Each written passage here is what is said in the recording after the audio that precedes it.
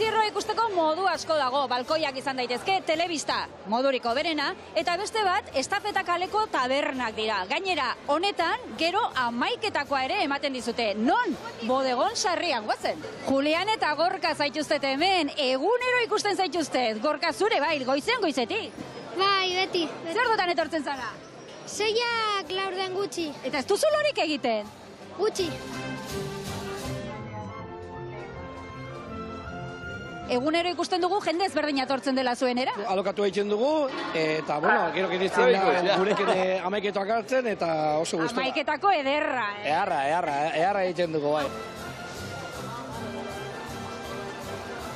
Ba, gaur sakandarrak, Iruñetarrak, Donostiarrak eta Valentziatarrak gaur. Aste honetan 11-arrak izan ziren, kanadenseak ere izan ziren, eta, bueno, leku askotakoak. Zuek zarete internazionala ja, Bodegon sarrian. Bueno, urte asko batzago hemen, eta, bueno... Ba, eutxiz, egoendik falta dira egun batzuk, Sanferminetarako, Gorkak eutxike dio, zuk erraz, Bai, nik erraz.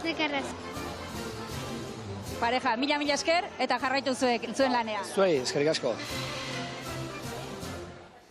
Bueno, 6ak laurden gutxi eta Gorka dagoeneko 6 zain ziren noiz pasako Bodegon sarriako ate horretan. Behon daizula, Gorka, behon daizula.